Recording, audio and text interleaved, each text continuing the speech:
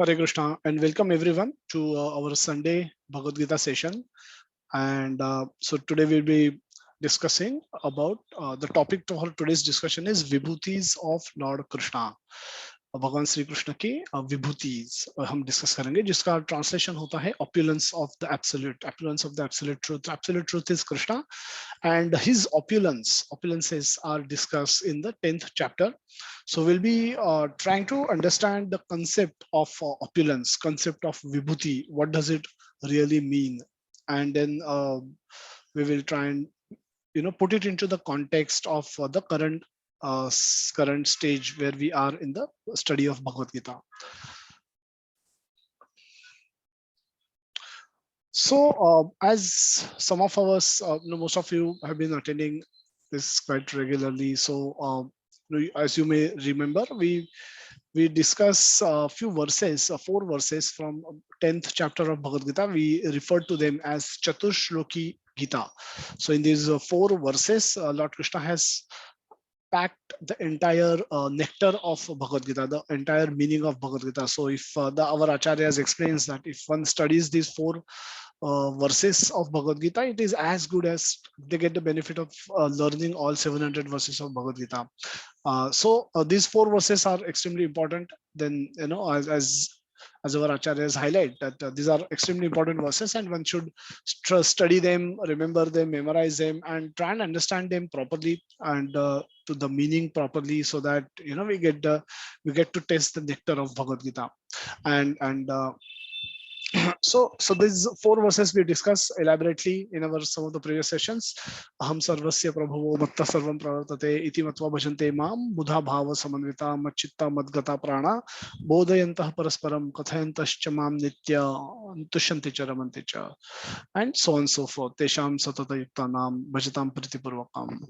Those who are constantly devoted to serving me with love, I give the understanding by which they can come to me.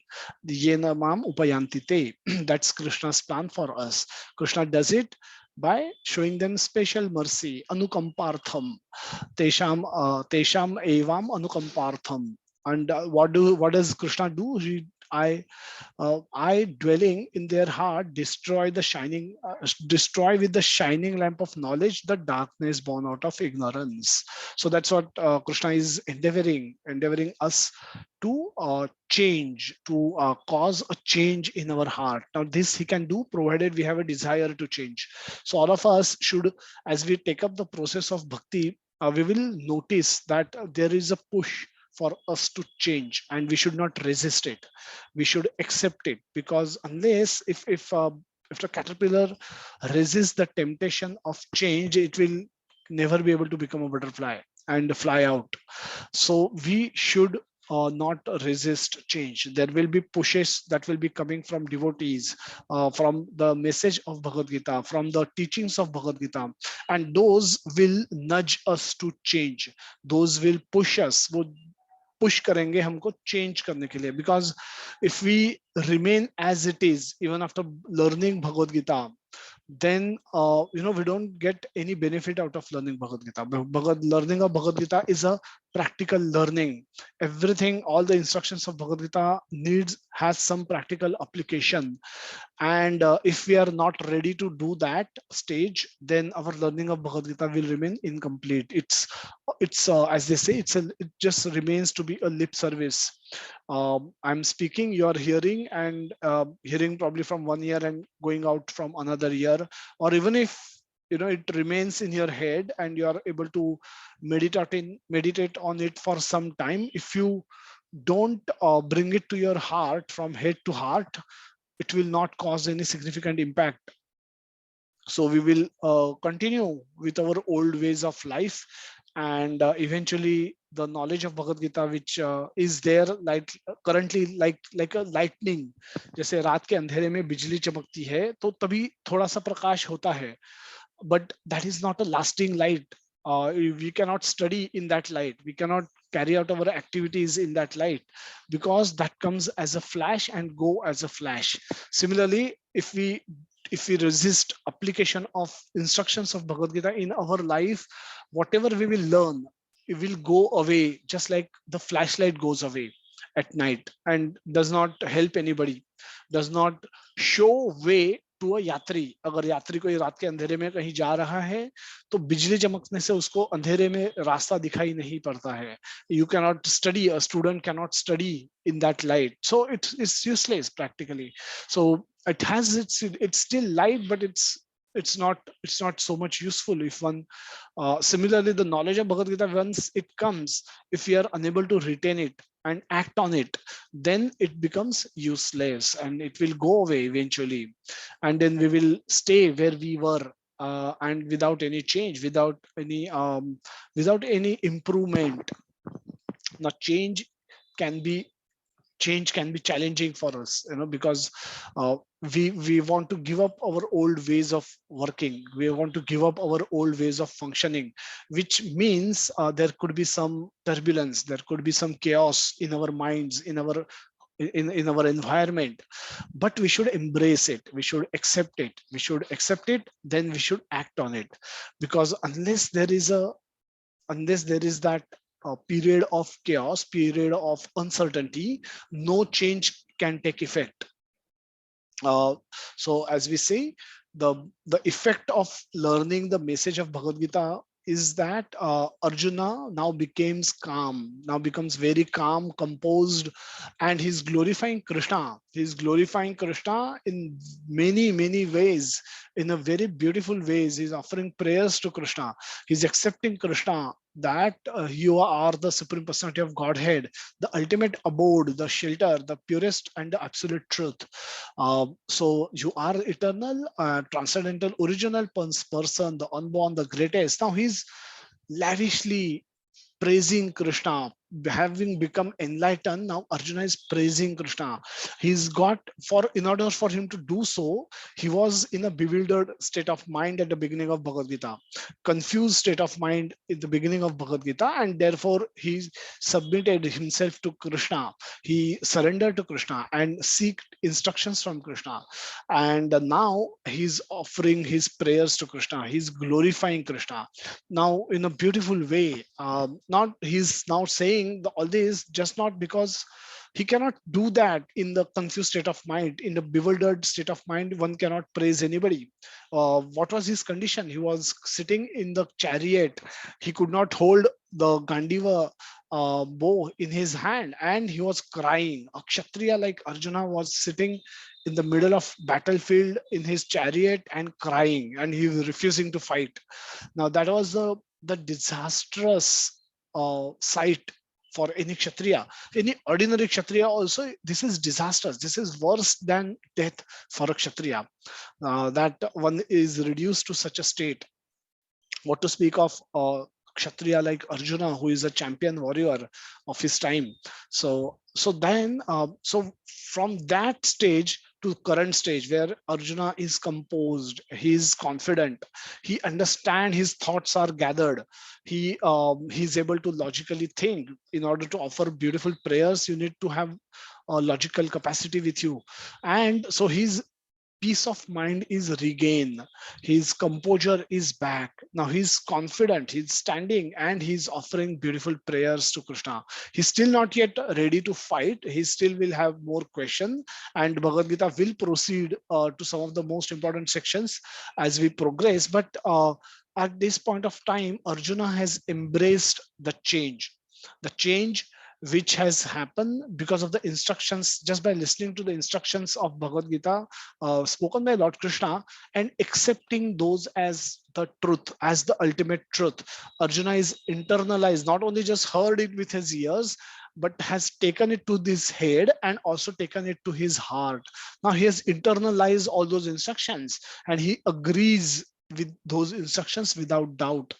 And what are those instructions? Those we study in a couple of more sessions in past, that how those instructions, what were those instructions, and how we could learn from those instructions. What is our takeaway from those instructions? What can we take away from those instructions? How we can look to implement those instructions in our little way in our life? That is what we discussed in last few sessions.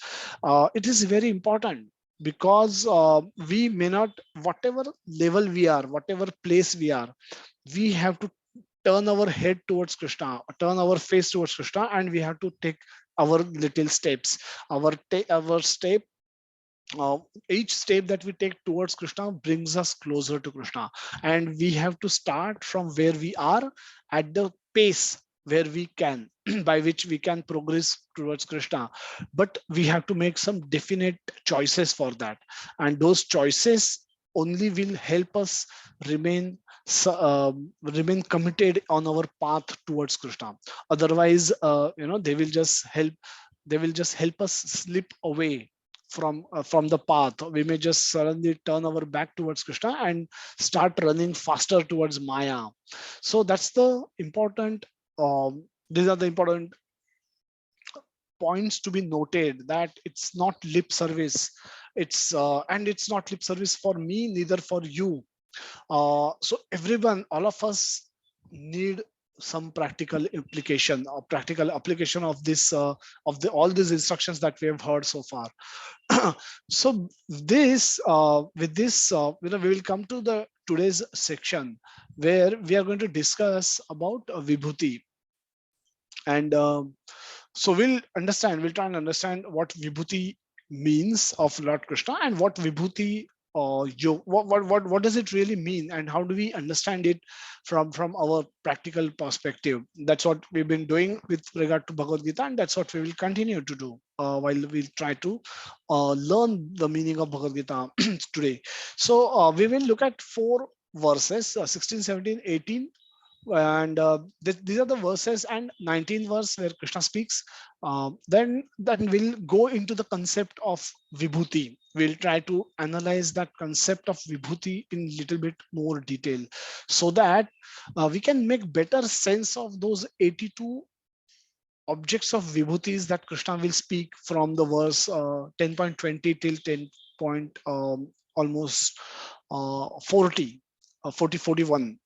From all this entire large section of Bhagavad Gita, Krishna will be speaking about the Vibhutis, different Vibhutis, and he says that he is somebody. And then we will see why that discussion started. Now we've heard that Chatushroki Bhagavad Gita was spoken by Krishna. Those four verses. That's kind of the last instructions that Krishna gave to Arjuna, and then Arjuna, in next three verses, next four verses almost, Arjuna paraphrases what he's learned from Krishna, and he gives his confirmation to his understanding of what he has understood from Krishna, and Krishna agrees with his understanding. He is saying that this is what I have understood so far, and Krishna does not contradict him, and which means he's agreeing to whatever Arjuna has spoken in the previous four verses. But Arjuna does not stop just by praising Krishna, that you are so and so, you are the greatest, you are the purest, and whatever you say is the ultimate truth. Whatever only you know yourself, nobody else can recognize you, only you can reveal yourself to others by your own will, nobody can force you, and so on and so forth. So such a lavish praise he gave to Lord Krishna. But he doesn't stop there. Why? Because he wants Krishna to continue to speak more. Speak more about what? Let us see. Let us see what he's asking Krishna to do. So in the 16th verse, Arjuna is saying, Arjuna has a proposal, has a request for Lord Krishna. He's saying that please tell me in detail of your divine opulences by which you pervade all these worlds. Why is Arjuna asking this? That is explained in this verse. Katham vidyam aham yogim yogim katham katham vidyam aham yogims tvam sada परिचिंतयाम केशु केशु च भावेशु चिंत्यो चिंतयो चिंतयोसी भगवन मया. O Krishna, O supreme mystic, how shall I constantly think of you, and how shall I know you? In what various forms are you to be remembered, O supreme personality of Godhead? Now, where is this coming from? Uh, Arjuna is asking Krishna about remembrance of Krishna. Where did we heard about remembrance of Krishna? Everywhere. The 10.10th verse, Tesham Satata Yuktanam Yomam Smarati Tesham Satata Yuktanam Yomam Smrati Nityashaha is 8.14th verse. So 8th chapter, Krishna speaks about remembrance of Krishna. What is the importance of remembrance of Krishna? 8.5, 8.6, 8.7, and 8.14. So these are the four important verses, key verses where Krishna speak about remembrance of Krishna. Why it is important to remember Krishna? It is important to remember Krishna because if you remember Krishna during your lifetime, then you will be able to remember Krishna at the moment of your death.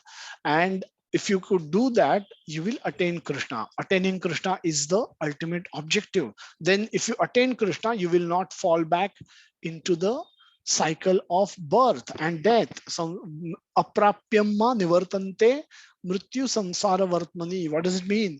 Those अप्राप्यमा निवर्तन्ते, those who cannot attain Krishna, जिनको कृष्ण प्राप्त नहीं होते हैं, निवर्तन्ते means they return. Where? मृत्यु संसार वर्तमनि. ऐसे संसार में वो रिटर्न आते हैं जहां मृत्यु है, जहां there is a cycle of birth and death. And who does not have to come back? Yeah, there in 8.15 where Krishna says that 8.15 Krishna says that those who surrender to me, those who attain me, never returns to the Dukhalayam Shashvatam, which is full of misery, the place which is full of misery. So the attaining Krishna is the objective. 8.10 also he says the yena mam upayantite, by which they can come to me. So this is Krishna's plan, that Krishna wants all souls to come back to him. For that they need to cultivate remembrance of Krishna during their life and also at the end of their life. Only this is the only method by which we can exit the cycle of birth. And this has been why this has not been said once, this has come repeatedly in multiple verses. That's why that's how that is how its importance is highlighted. Satata kirtayanto mam, ananyaschintayanto mam. There are many verses in which Krishna is highlighting the importance of how you can always cultivate remembrance of Krishna. Now Arjuna is saying that okay, I have to cultivate your remembrance, I have to remember you, O Supreme Lord. However, I will not be able to do that all the time, because if we know when we perform sadhana bhakti, we are performing, we are chanting Hare Krishna Mahamantra. We chant it for 2 hours and we move on. When we are hearing katha, we hear it for some time and then we move on. We have other things to do. So, so if I had to constantly think of you, sadhana bhakti is important, but it may not always be handy because I may not always be performing sadhana bhakti. What about those times when I am not performing sadhana bhakti? How can I remember you at that time? That's the question. That's the question, because I have to remember you always somehow. And what are the different ways in which I can get your recollection, O Krishna? That you please explain me. Keshu Keshu cha Bhaveshu. Bhaveshu is a bhava. Bhava is a material world. How can I remember you in material world? Why material world? Because I had to operate in the material world. When I'm in my grahastha ashram, I have a wife, I have a kid, I have parents, I have a responsibility towards my family members, for which I will be engaging activities which could be non-Krishna conscious activities, where I have to go to office, the work, I have to travel to office, return from office, I have to deal with people who are non-devotees, who don't wear a tilak and come to office. And while operating in this world, this is bhava. How will I be able to cultivate, maintain your remembrance? I may remember you when I chant in the morning, japa session. I wake up early, uh, take my bath, wear tilak, and then sit down with my bead bag to chant. I remember you once a while, once a day, once a week, when I visit my nearest temple, ISKCON temple. I take darshan of the deities. I go and hear katha. I take prasad. I meet devotees. I do that. But that happens once a week. This happens 2 hours in a day. I may attend chat a couple of hours in the night, but again, during the day, a large part of my day, I'm either sleeping or I'm dealing with material world where I am interacting with all non-devotees. How can I then remember you, Krishna? And this is not Arjuna what is asking for himself. Again, this is triggered by Yoga Maya. The question is triggered by Yoga Maya for all of us, because so that we can get to understand how to remember Krishna even during our office hours, even when we are traveling to office, even we are returning from office, we are interacting with non-devotees, we are selling cars, we are selling insurance premium, we are accounting for work, doing some accounting work, we are doing some banking work, we are doing some we are handling aircrafts, we are handling machinery, we are fixing machinery, whatever we are might be doing as part of our grahastha ashram. How can we remember Krishna? Then Arjuna is not stopping there. He's saying, आप मुझे विस्तार से बताइए कि I don't want to just hear it in a brief. Now I want to understand your glories in a vistar. Oh Janardana, again, please describe in detail the mystic power of your opulences. I am never satiated in hearing about you. For the more I hear, the more I want to taste the nectar of your words. How many of us feel that way? It's difficult to get that kind of a taste. That more I hear about Krishna, more I want to taste the nectar of your words, and that comes with purification. So imagine somebody like Baba Dinbandhu Prabhu has been speaking Krishna Katha since 1984 today till date. So 16 years in previous year and previous century, and 22 years in current century. And he's speaking Krishna Katha non-stop since 1984. He never left.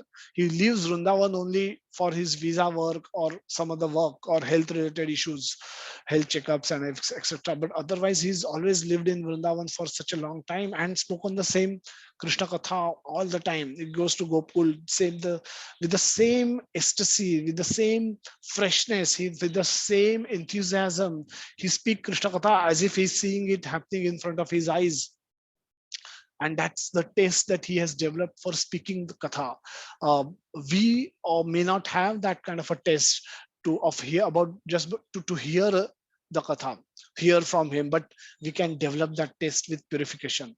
So he's been purified, and we can, with more purification, by more increase intense sadhana, by intense association, by taking association, by visiting dham, visiting senior, associating with senior Vaishnavas, we can get we can become pure, and we can develop that kind of a taste where we can hear the Krishna Katha non-stop, and then when we hear it, it will be a nectar for us. It will not be oh, I know that story, Damodar Leela, yeah, I know that story. So we can skip this session. No, every user, every speaker will tell the same Damodar Leela in every different sweet way, and it is equally nectarian every time you hear it.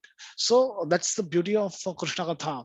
More you hear it, more you want to taste the nectar of your words. That's how what happens with Bhagavatam. That's same thing will happen with Bhagavad Gita. If you are if you are able to if you are able to read, develop that taste for reading Bhagavad Gita, more you will read, more nectar you will relish from Bhagavad Gita as well. And that's the beauty of Bhagavad Gita. So we should pray to Krishna that give us taste in sadhana, uh, give us that taste in performing our devotional activities, so that we can do it more and do it with happiness. We will become more happy, more we become happier, more we do it, more happy we become. Give us taste to sing Krishna bhajans, give us taste to learn instrument, so that you can play those kartal, mridanga and harmonium in during katha and kirtan, so that you can engage yourself more in Krishna service. Shri Bhagavan Uvacha, Krishna says that the Supreme Personality of Godhead said, yes, I will tell you of my splendorous manifestations, but only of those which are prominent, O Arjuna, for my opulence is limitless. Um, so, Vistarasya me, Nastya, Nastya नास्ति अंतो विस्तारस्य में, अंत विस्तार का कोई अंत नहीं है.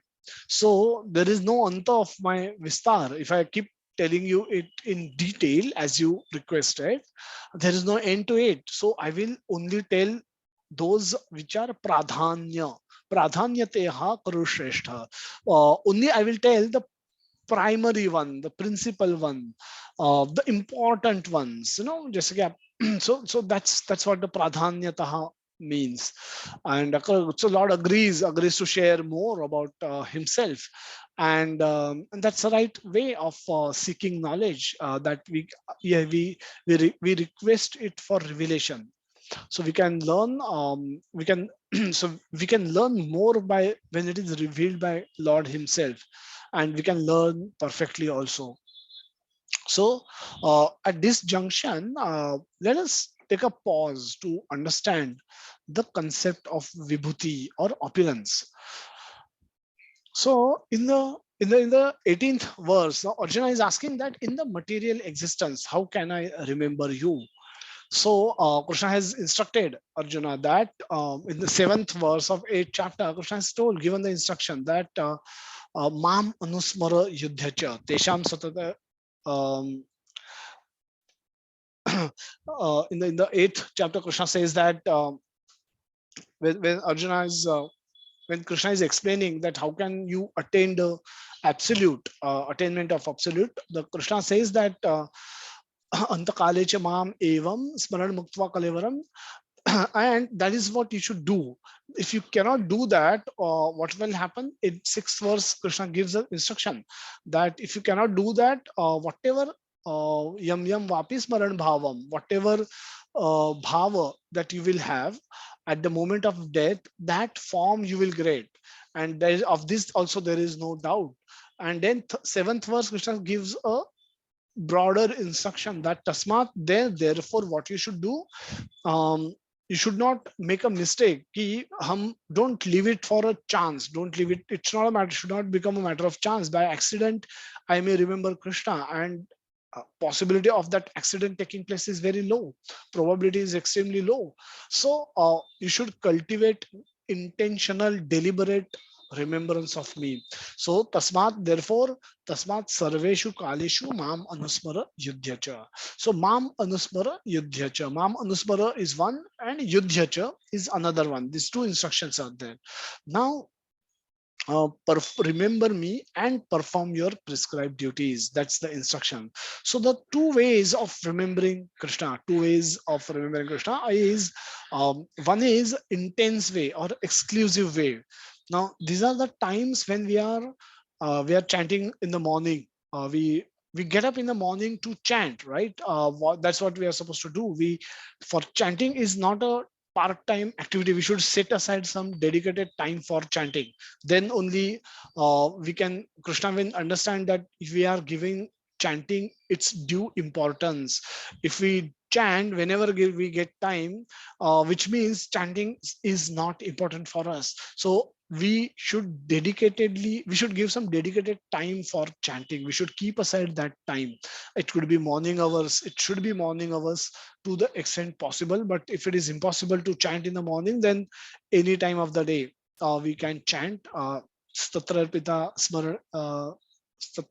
Smaranita uh, Smaranena Bhavaha. In the second verse of Shikshashtakam, Mahaprabhu says that there are no rules and regulations that need to be followed for chanting. Satrar Niyamita Satrarpita Niyamita Smaranena Kalaha.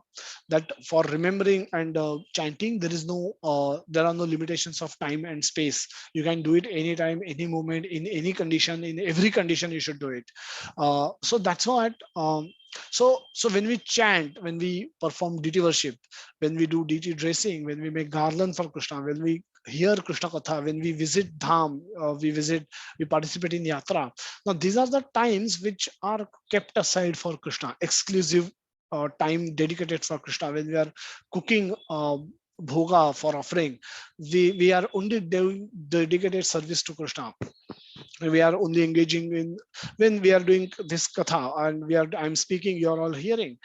So these are dedicated time. Hopefully nobody is doing anything else at this point of time. So this is intense remembrance of Krishna. We are intentionally trying to cultivate remembrance of Krishna by intense sadhana. Now, exclusively, we are keeping aside time for Krishna. Now, this is one way of remembering Krishna. We have to remember Krishna all the time. That's what we have heard. And this is one way of remembering Krishna, that doing in getting engaged in some exclusive activity for Krishna intensely. So with that intention also.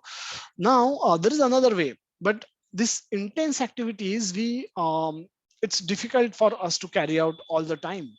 We may chant for 2 hours. We may because we are all in the grahastha ashram, so we have other things to do also, which means we will require to remember Krishna. There will be a need for us to remember Krishna while we are doing something else which is non-devotional, where while we are doing some non-devotional work, that time also we will have to remember Krishna. So this is called inclusive remembrance of Krishna. Inclusive remembrance of Krishna is there when we are trying to remember Krishna while doing our services, while we are taking care of our family duties, while we are working in our professional life, and so on and so forth.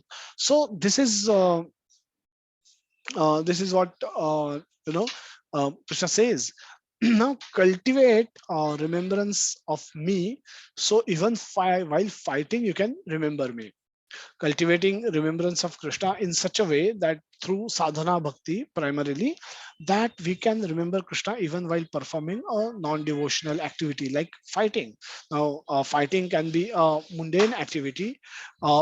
Fighting can also be a devotional activity. Now for Arjuna, fighting was a devotional activity, but Krishna says even while performing that activity you can remember me.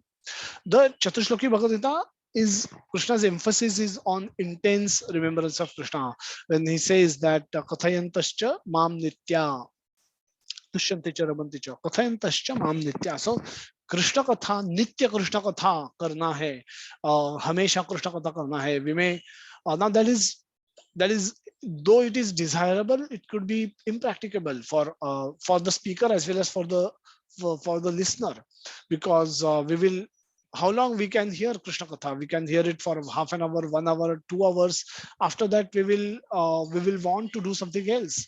So so Nitya Krishna Katha can also become difficult, and hence we need to have way and means to remember Krishna when we are not engage in Krishna Katha. So Tashyam Satata Yuktanam. Again, another instruction 10.10. He says Satata Yuktanam without deviation. Now, without deviation, how can we perform bhajan? Bhajatam Priti Purvakam. Now, without deviation, if we have to constantly remain engaged in one of the 9 processes of devotional service, that can be very difficult. Now, we are not talking about those who are dedicating their life for Krishna and they have taken up temple responsibilities. Those have this consciousness anyway, but a large population is outside temple. They visit temple once a week, maybe twice a week. If you are too devotional, maybe every day, but maybe only for 30 minutes or 15 minutes or 1 hour at the most. But for rest of the period, they are dealing with rest of the world, outside world. So they need to have some ways and means of remembering Krishna while operating in the material world also. So this is where we come to the concept of Vibhuti. So at our level, we will not be able to do intense service to Krishna, bhajan kriya, intense bhajan kriya, 24 hours we may not be able to do, and hence we must have inclusive remembrance of Krishna also. Remember, which means remembering Krishna while performing our duty. Our duties could be, as a student, it could be studying it; as a professional, as a grahastha, it could be taking care of our family responsibilities, or working in organizations or in our own business for earning, making arrangement for finances, so that our family can be maintained and sustained, so that all of them can perform Krishna devotional service at some stage. So this is where a lot of our time will get invested, liking with our liking or without our liking. However, Krishna is so merciful that he's making a provision for us to even remember Krishna in those hours also, when we are not directly engaged in sadhana bhakti or any of the processes which are prescribed under bhajan kriya. So then also we can cultivate remembrance of Krishna. This is where we come to the process of the concept of vibhuti. So so the so the concept of vibhuti is to understand that the the definition is one above, many manifest as one amongst the many. What it means is the Krishna is one. He's the one, someone who is above the many, but he when he manifests as amongst the many, amongst the people of the many are the people of this world, all of us, basically the people, general society. When he manifests, maybe through himself or through his spark amongst many of us, all of us or many of us, in some way or the other, by which that person can stand out from the rest of the group, then that Krishna says that's a my manifestation. Why? And that happens because of my own sweet will, my own my own, I have to give that so to some particular person so that he can stand out in the group. So let's understand this more. The vibhuti has two words, the bhuta and v is bhuta are the living entities, and v is a vishesh or a special, something special about that living entity. So when living entity perceives something special about in others, it could be in ourselves, or it could be in other living entities, or it could be in the world around all of us. When we perceive something special in the world around us, including the people, um, we say that's the manifestation of Krishna. That's the manifestation of Krishna's vibhuti. So anywhere we see anything great, excellent, outstanding about anyone or anything which stands out amongst many, that is vibhuti of Krishna or spark of Krishna. Mama tejo ansha sambhavam. That is possible because of the teja ansha. Mama tejo ansha. Ansha, it's a very small particle of overall Krishna's teja or opulence, very small spark of his opulence. With that also, this is possible. This is he explained in the 41st verse of 10th chapter. So what do we understand? How can we conclude? Wherever we see anything excellent, anything good, anything that catches our eye, anything that attracts our attention, our mind, it goes attracts our mind, we should see that as a manifestation of Krishna's vibhuti. Krishna and Krishna's vibhuti. So we should remember Krishna. Krishna says, whenever you see something like this, you can remember me. You can remember me. And how is this possible? So let's understand it a little bit further. So this is a list of 100 most influential people. uh, so when we have a list of 100 most influential people, some special people, these people have something in them which makes them stand out in their respective categories. So for example, this has pioneers, titans, artists, leaders, icons, and there is a full list also. So we have Sachin Tendulkar in this list. Priyanka Chopra is included in this list. We have Tom Cruise. You can see his name in the list. Leonardo DiCaprio is there in this list. There is a Sundar Pichai, that Google CEO, is there in this list. So many famous people are there in this list, but they don't belong to uh, one group. They belong to many groups. So uh, let's do this quick understanding that so anything attractive in anyone is a vibhuti of Krishna. So let us think of some examples, and you can all raise hands. Let's think of some examples of vibhuti that we know. Now, having got this understanding, what is vibhuti? Vibhuti is anything that is attractive, that is attractive is vibhuti. And and we see many attractive things in the world around us. for example, in Indian politics, who is the most standout leader of today's generation? Now, his whatever the qualities that make him special is a vibhuti of Krishna, is a manifestation of Krishna. So Krishna has given a list of many qualities that are there, where he say Paurusham Nrushu, the strength of the strong people, the intelligence of the intelligent people, and he's building it up by saying that uh, this is going to be this is me. Whatever attractive that you find in anywhere and anyone is a spark of me. So can anyone think of some examples of vibhuti that we see in the people around us? And later on, feel free to list vibhutis that you all have noticed in your own self also. So you can raise hands and then we can have a quick discussion.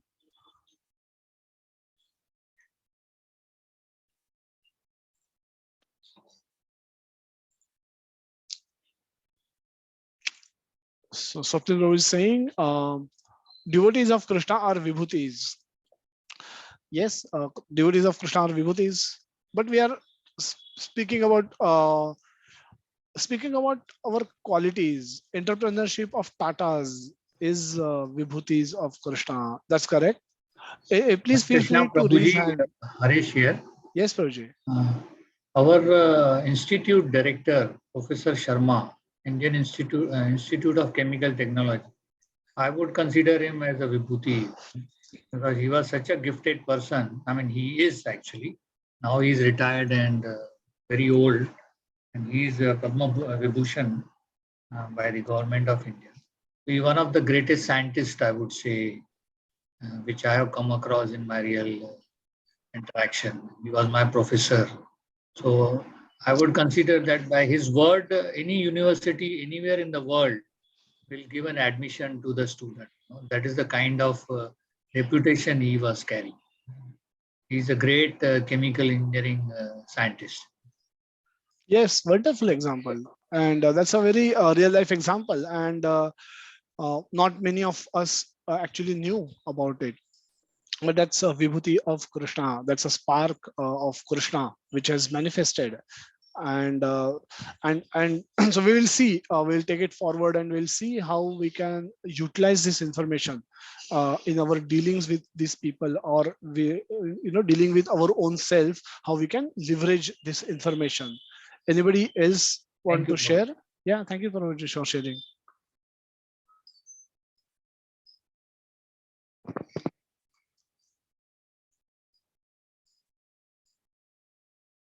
Honesty, sincerity of Nyamurti, charitable nature of Aziz, yeah, Premji. Mr. Ratan Tata is one other example of Yes, great. somebody has mentioned that Okay. in the chat box. They are mentioned. Arjuna was a Vibhuti of Krishna. Yes, uh, Abdul Kalam, JRD. Yeah, that's true. So all that, wherever based on our liking, we will have certain likings, right?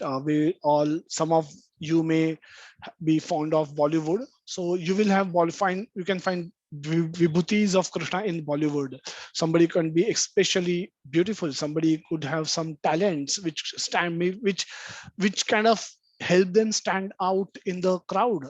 We may call them as the actor of a century or actor of all-time best actor. If somebody has their liking towards politics, we'll have some of the political leaders as as their as a vibhutis. They will stand out amongst the crowd. Somebody who is follower of cricket can have somebody in cricket can be a best batsman ever, or best bowler ever, best spinner ever. That kind of a vibhutis. So whatever excellence that we note, that there are excellence that our mind gets attracted to, is actually vibhuti of Krishna, and we all also possess it. We will not probably say it in this platform, but all of us also possess certain vibhutis of Krishna. So we'll understand that as we move forward. How do we understand, and what do we do with that understanding? Let's, I think, discuss that.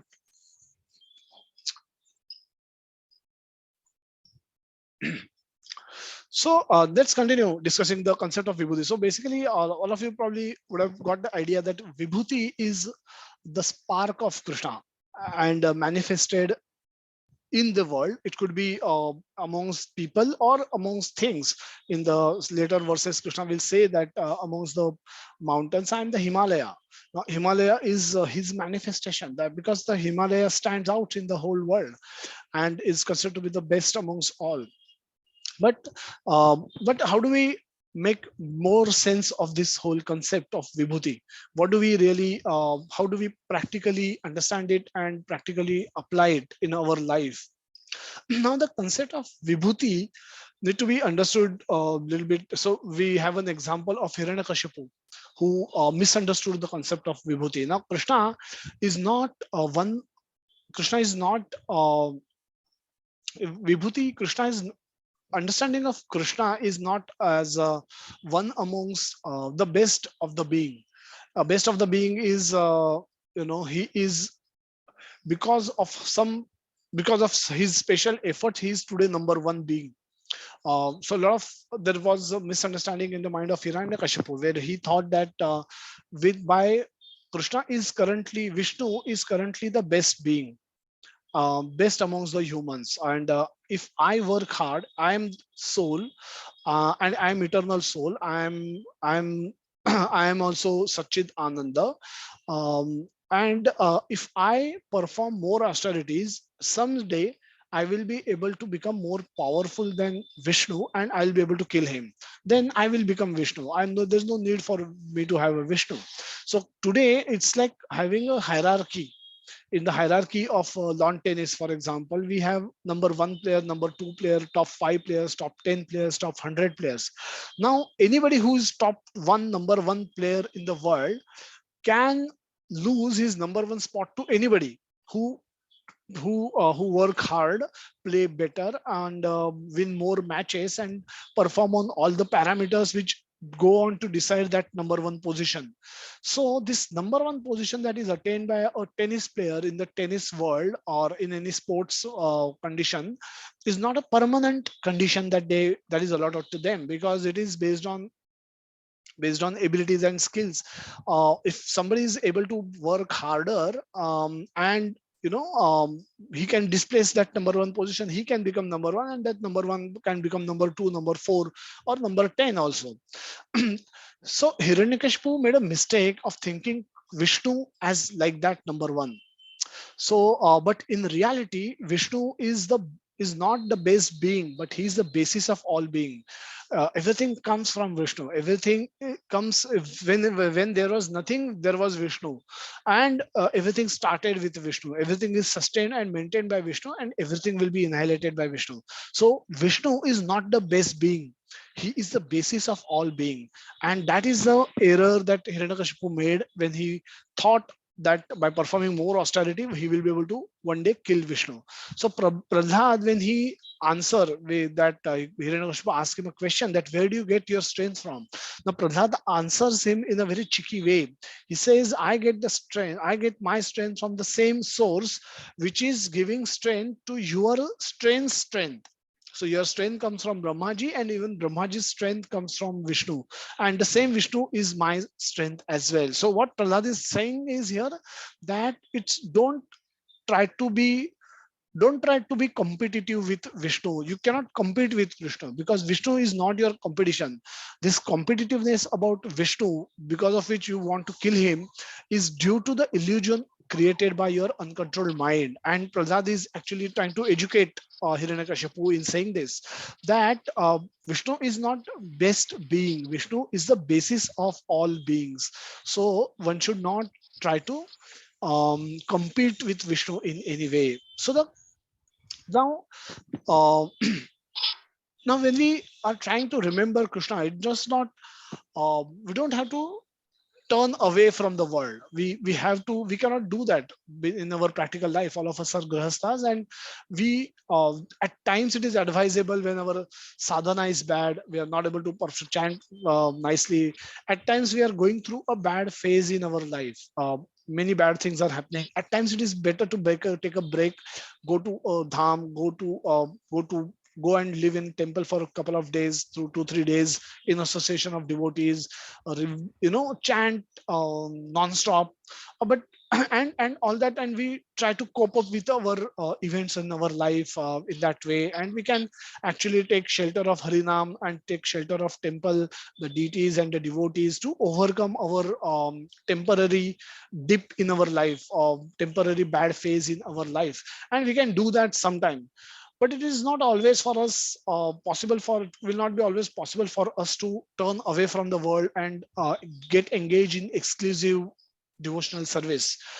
So what are we going to do? What are we going to do? That we can do we can do the we will have to perform the inclusive remembrance of Krishna. We have to cultivate inclusive remembrance of Krishna, which means we have to remember Krishna while doing our activities. And that's why this concept of Vibhuti can become handy. If everything attractive comes from Krishna, but not everything attractive take us to Krishna. This is what we need to remember here.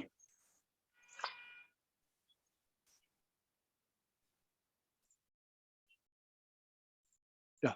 So all that is attractive in the world comes from Krishna, but not everything that is attractive, that is glorious, that sounds, that catches our attention can take us towards Krishna. So different people, all of us have different vibhutis, but we also have free will. Now, somebody may have ability to sing nicely, now, which is a vibhuti of Krishna. Now, sing any qualities that specially that we have, we all have certain qualities, and there are certain qualities which stand out. Somebody is able to sing nicely, somebody is able to cook nicely, somebody is able to manage things nicely, somebody is good with numbers, somebody is good with language, somebody is good with technology, somebody is good with machinery, somebody is good with chemicals, somebody is good with politics, somebody is good with economics, somebody is, we all are have some innate qualities of life which drives our consciousness, which attracts our which creates a, there is a natural inclination for us to do certain things good in a better way. So those are the vibhutis of Krishna deposited in us, and we need to realize it, and we need to actualize it as well. So so when we have certain abilities, and we know we have certain abilities, for example, here we are talking about the singing ability, we can it's a vibhuti of Krishna. There is no problem in identifying it in ourselves. We can be humble, but if we know that this is what the vibhuti of Krishna in us, we should be able to acknowledge it and use it for serving Krishna, use it in service of Krishna. Instead of that, if suppose we get engaged in singing Bollywood songs, the lusty songs, which may promote rajoguna amongst the listeners, the same singing ability is misdirected. The same singing ability gets misdirected towards increasing, promoting rajoguna in the people, rather than promoting devotion in people. The same quality, same spark, same uh, vibhuti of Krishna within us can be used in both ways. Now, the choice will depend on our free will. Now, all of us has a free will to use it properly or improperly. Now, this is where what we mean by all of us will have certain qualities, certain vibhutis of Krishna given to us as gift to us.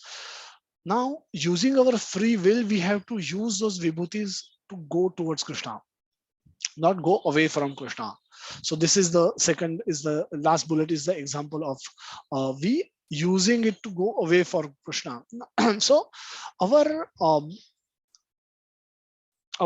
deepest experience is our experience of deepest reality, that is Krishna. So we may, a writer may feel ecstasy in writing his work, writing his novel, writing his poem. A poet may feel ecstasy while writing poets. A mechanic may feel ecstasy while working on a particular machine, finding fault in a particular machine. A, a politician may feel his highest ecstasy while addressing a fully packed rally. Now, all these experiences which gives us a high, it could be different for different people. There will be something that you will relish, you will forget yourself while doing that. Now those experiences are actually the experiences of Krishna. We are experiencing Krishna because that's the place where we are within ourselves. We just get inspiration, we get inspired by Krishna, we were deeply connected with Krishna. Now if we are not a devotee, we will not realize what is that. And we will the one author was asked in one of the interview that if you were to be told that you will die in next 5 minutes, what will you do? Now obviously he was a non-devotee, but writing was his passion, writing was his only passion. So he will say, I will start typing faster, which means I will start writing faster because the whole purpose of their existence is to write. That's what they believe. And so if have only 5 minutes to live, I will write as much as I can. So this is now the this is the use of Vibhuti. This is what the understanding of Vibhuti is this, that anything that gives us our deepest experience, deepest ecstasy, is actually an experience of Krishna. But sometimes we know it if we are in devotee, we know it. If we don't, if we are not a devotee, we will not know it.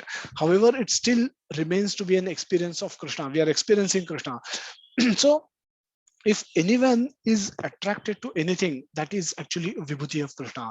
Mam anusmara yudhyacha. There is an internal connection, and yudhyacha is an external contribution. Uh, so how do we understand this? Now there is a self-realization and self-actualization. Now all of us are given certain qualities by Krishna. Now all of us are given different talents by Krishna. All of us are given different abilities by Krishna. Certain different levels of intelligence is given to us by Krishna. And so that intelligence is given to us for a reason. We are given those intelligence because one, we deserved it because of our past karma. Also they are like a tool for us, using which we can come towards Krishna. So using which we can engage in activities of serving devotees and Krishna in different ways. Now using those items, we can use those items to function in the external world and also come towards Krishna. And I'll connect those activities to Krishna and come towards Krishna also. So the self actualization is uh, so whatever the potential that we possess, whatever the seed that we are given, making best possible use of that seed, making the best possible harvest out of that seed, taking the best possible harvest out of that seed. So that seed one has to utilize in proper way, so that it is sown properly, it is cultivated, and it is nourished properly, and it is explored properly. So whatever explored proportion to the fullest potential. The fullest potential can be if you are given uh, singing ability, we realize it. No point in killing it. Just like we spoke about an example of if your parents have left some inheritance for you in the backyard, it will make sense for you to go and dig it up and pull it out, rather than living a life full of poverty. No point in living like a poor person when there is wealth hidden in the backyard. So all you have to do is to go and dig it out. So put some effort in digging it out, and then it is available, use it. Now just because you have wealth, you don't necessarily become a bad person. Just because you have some vibhutis, you don't necessarily become a wrong person. You don't have to necessarily get carried away in the world. And that is possible only by self-realization, only if you have a very strong sadhana and very strong devotee association, in which you will realize that whatever the vibhutis that you possess, whatever the good qualities that you possess, whatever the opulence that you possess, whatever the talent that you possess, whatever skills that you possess, whatever the level of intelligence that you possess, whatever the level of compassion that you possess, whatever is the level of um, austerity that you are able to perform, whatever that you possess, whatever you have, is a spark of Krishna, is coming from Krishna. And hence, as a devotee, as a person who understand this, we will use all of this to go towards Krishna. We will help ourselves go towards Krishna using all this. So if we have ability to speak, we will definitely use those abilities, skills and talents to earn our living. That's definitely one use of it. But if we realize that we are utilizing our speaking ability to sell products in the market, then this speaking ability is a gift by Krishna. So when I realize it, constantly remember it while speaking, while performing my sales job in my office or in the condition wherever am I also, I'm aware always that this is possible because it is spark of Krishna. It is a gift that Krishna has given me.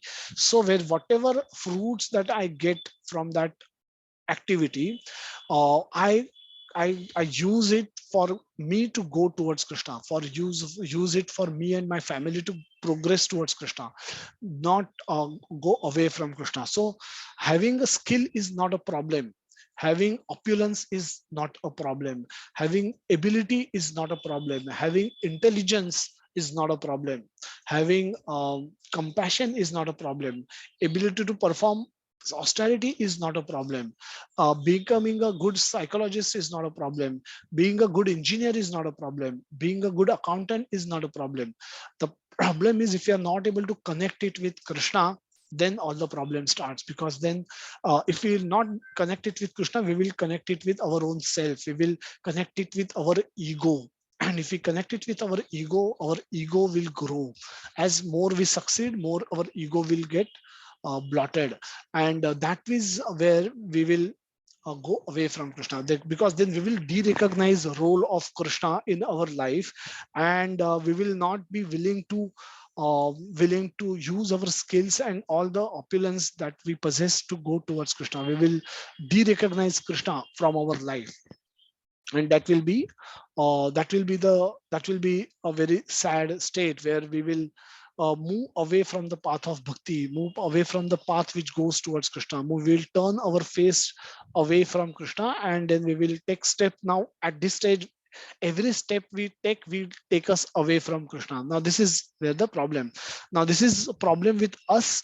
Now this is the problem with others also. Whenever we see when we are, if we are guiding somebody in the devotional service, if we are guiding others, or we get connected with people, and we find that somebody has such a wonderful talent, and they, if they are non-devotees, they will not be able to recognize role of Krishna in that.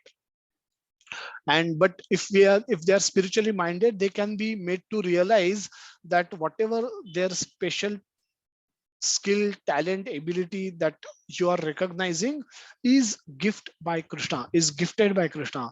And hence that person should understand it and then use it to go towards Krishna, cultivate remembrance of Krishna, use it for. So we should remember Krishna whenever we see these vibhutis, that this is so and so vibhuti. This is somebody can draw nicely, somebody can is excellent painter.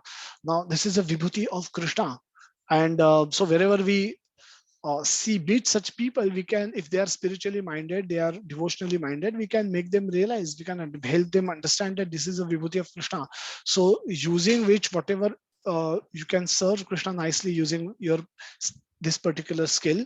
And if you're not able to do that, at least recognize that this is a gift of Krishna, so that the fruits that you get, at least those you can utilize for serving Krishna.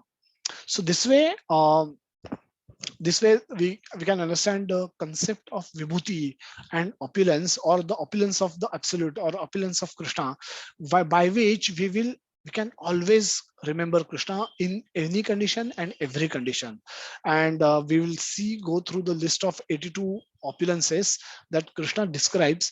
But now these are not obviously the the entire list is not an exhaustive list, as Krishna has already confirmed that this is a pradhanya opulent, the vibhutis which are pradhanya. That moment, whatever was the prominent. Now Arjuna and Krishna were having a conversation 5,000 years ago, and whichever was the prominent of those. Of their time, Krishna has spoken about them. Krishna has spoken about Brahaspati. Krishna has spoken about amongst the Sarpas, he is Vasuki. Amongst Pandavas, he is Arjuna. So so if Krishna is saying that he is Arjun and he is now Bhishma's chivalry is Krishna's manifestation, also Drona's intelligence is also Krishna's manifestation, Karna is ability to fight is also Krishna's manifestation. Then what if the question can be asked, then what is the need for Arjuna to fight the war? But the need to fight the war still exists, because because of because even though everything is Krishna's manifestation, everything, the way it is utilized will decide its where it is going. So we may now even Karna's ability to fight fiercely is also Krishna's manifestation. Krishna's vibhuti in Karna, special gift given to Karna by Krishna. However, Karna has had he used it for fighting on the side of dharma, that could have been a proper utilization of that vibhuti. Now, because that vibhuti was used to fight against dharma, Karna, it was mandatory for Arjuna to go and fight with Karna and kill Karna as well. So it's one thing that you have a vibhuti or you have a spark from Krishna's splendor. It's another thing how you use it, and that's what will decide ultimately the direction in which you are progressing, either progressing towards Krishna or progressing away from Krishna. So this is the understanding of vibhuti, opulence of Krishna. Now anything attractive we find in ourselves, in people around us, society in general, or the world in general, is vibhuti of Krishna or a spark of Krishna's splendor, Krishna's opulence. Now everything comes from Krishna, but not everything takes us back to Krishna. Now, what do you mean? So vibhuti is a tool. Every talent that we have is like a tool, is like a knife. Your knife in your hand is a tool. Now, uh, you can use same knife to cut fruits and offer it to Krishna. Now the same knife is taking you towards Krishna, or same knife you can use to threaten some travelers at night and rob them for some money. So same knife can be used to do some chori at night. Now knife is neither good nor bad. So similarly, the talent that we have or the vibhuti that we have got as a gift from Krishna is neither good nor bad. Our free will decides its use, and that can determine ultimately whether it is used for good cause or a bad cause. And using our free will, we may choose to direct it towards Krishna, choose to direct it away from Krishna, and that will ultimately decide where we are going, where we are and where we are going. So now knowing this, the knowing this knowing this, that everything comes from Krishna, we need to realize its full potential and connect it with Krishna. Now both are important. Mam anusmara, that is the realization, and yudhyacha, realizing the potential and connecting it with Krishna. The both activities are important to be done, because if one may have some skill, one may have some talent, it is best if and so that's where the that is how the Krishna consciousness movement that Prabhupada has created is becoming is so extremely handy. Now the movement requires all kind of skills. Movement requires managers who can manage. Movement require accountants who can handle finances. Movement requires singers who can sing beautiful, who can sing for Lord's glory. Movement require writers who can write about the movement and Lord Krishna in various forums. Movement require technicians, because lots of machinery is used in the temples, and all that need technology.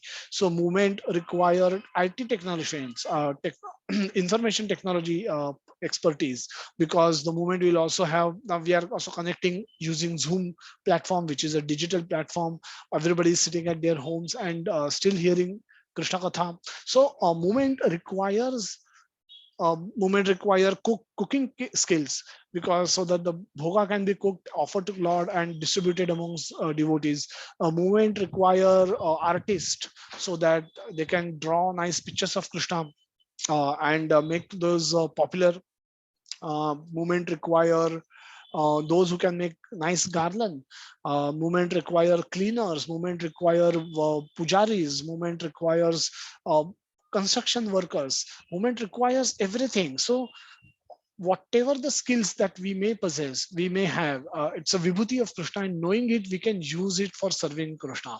And there is nothing that we cannot do for there is nothing that whatever the whatever we may possess, whatever skills and ability and talent that we may possess, if we can think about it, we can think of a way of connecting it with Krishna. Whatever you may possess, you can always find a way how it can be connected with Krishna. And why it is possible, because everything has come from Krishna. So everything has come from Krishna, it can go back to Krishna also. It's as simple as that. So nothing is ours, we are also Krishna's, so we can also go back to Krishna. So the knowing this, we need to realize our potential, or realize our actualize our potential fully. And because the Krishna's devotional service has demand for everything. Krishna's world requires doctors today.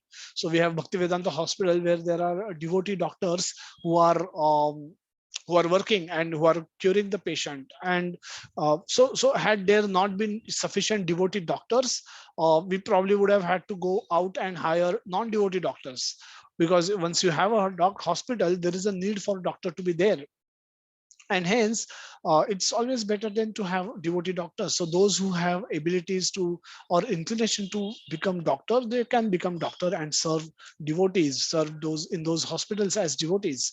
So there is a way to use our skill in service of Krishna.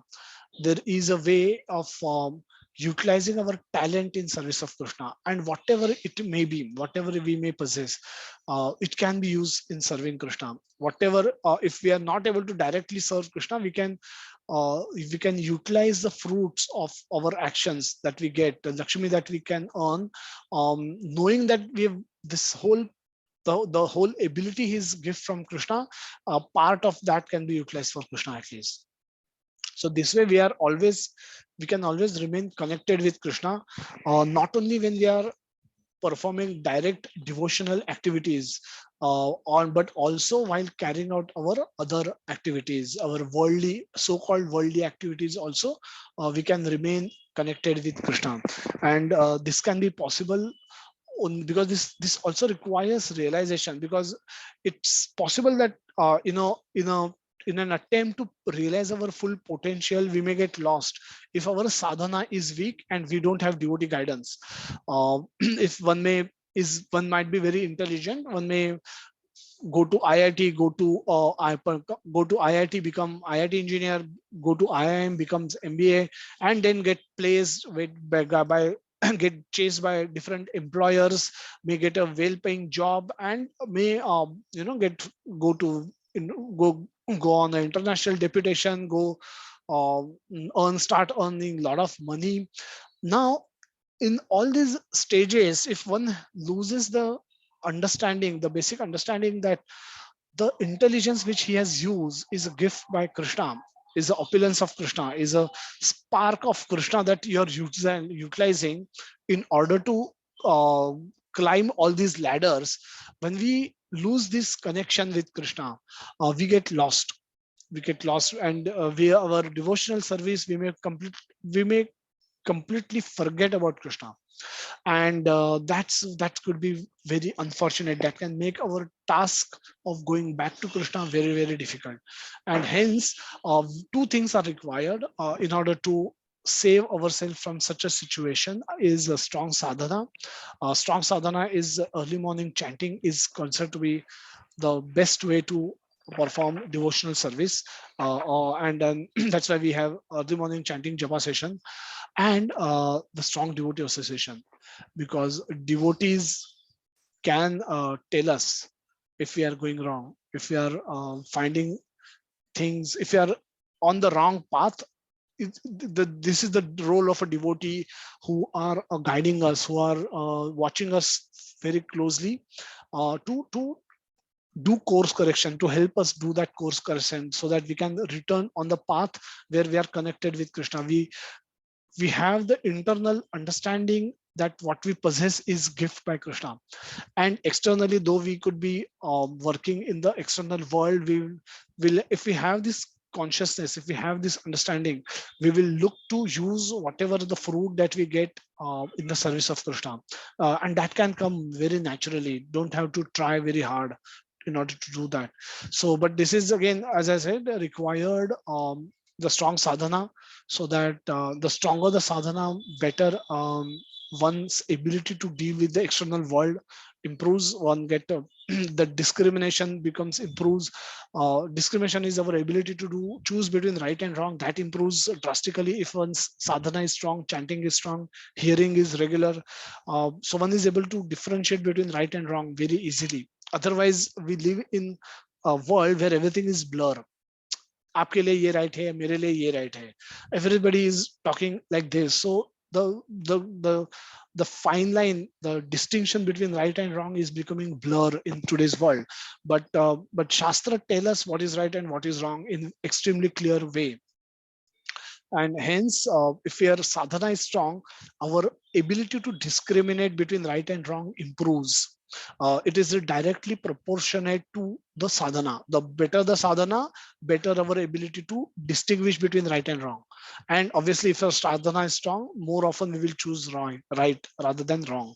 And devotee association. The devotee association, even if our sadhana is strong, at times our ability to take decision can become can itself be a problem, because we also kind of have attachments. We can also have past instances where we have where our mind has fallen prey to the temptation. So if we have, along with strong sadhana, if we have devotee association, we can go to devotees and reconfirm our choices with them. At times, so that whatever choice we might have had taken, should I do this, should I not do this, this is what I feel, can you please guide me? When we do that, our devotees who are guiding us, if they can see things in the perspective, and they can guide us. This can, both these things, the strong sadhana and devotee association, strong devotee association, will help us stay on the course of devotional service, on the path back to Krishna, which is what our objective is.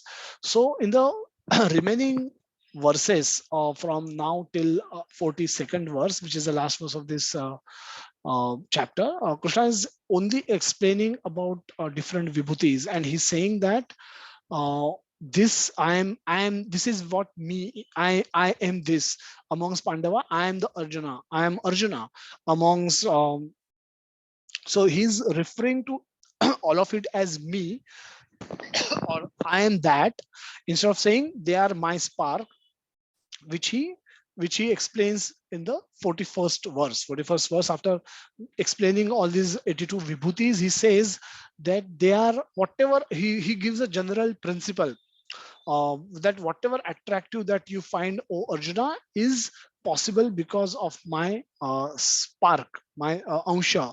It's sambhavam. That's possible because of my spark of my splendor. So my splendor is extremely vast. It's just so big that even I cannot explain that.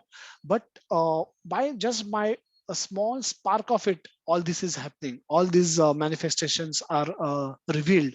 So it doesn't make me tired, that after manifesting in this world in so many great ways, it doesn't tire me out, because it's nothing for me. It's happening by just a small spark of me. And that's his greatness, that's his opulence, and that's where we admire Krishna. We see all those things, we see mountains, we remember Krishna. We see great performance, we should remember Krishna. We see great anything great that catches our attention, we should remember Krishna, saying that this is a vibhuti which is coming from Krishna. And if we can influence that person who possess this vibhuti, we can guide them, then that will be very nice, so that that soul also can get connected back with Krishna. So Virat Kohli's ability to score run comes from Krishna. Somebody's ability to take wickets comes from Krishna. Somebody's ability to sing comes from Krishna. Somebody's ability to earn money comes from Krishna. Somebody's ability to solve technical problems comes from Krishna.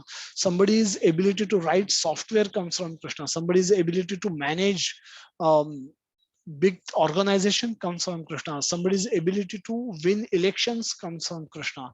So everything comes from Krishna. There is no place in this world where we are disconnected from Krishna. Our own abilities also comes from Krishna. So we are always connected with Krishna. And when we operate and see the world around us, seeing that also, we will get remembrance of Krishna. So we will have remembrance of Krishna when we perform our sadhana, and we will continue to have remembrance of Krishna when we operate in this world, when we are not directly connected with Krishna, when we are not serving Krishna directly, but we are working in this world. At that time also, we can remember Krishna because of these vibhutis. So the facility for improving our sadhana is through joining chanting session in the morning and hearing session in the evening. At these times, all of you are welcome to join both these sessions. We will take a break for question answer.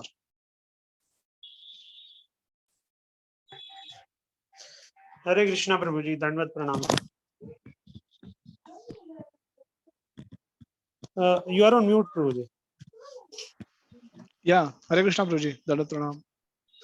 Yeah, Prabhuji. So just a wonderful addition to the knowledge. Like this has been my favorite chapters. One of the favorite chapters of Bhagavad Gita, chapter 7 and chapter 10, wherein which the remembrance of Krishna becomes very easy with this. But as you perfectly explained that if it is performed like under the guidance of devotees, how, because it is the devotees who can reveal what kind of like when Krishna says that I am the taste in water, so how to perceive it, and I am the light of sun and moon.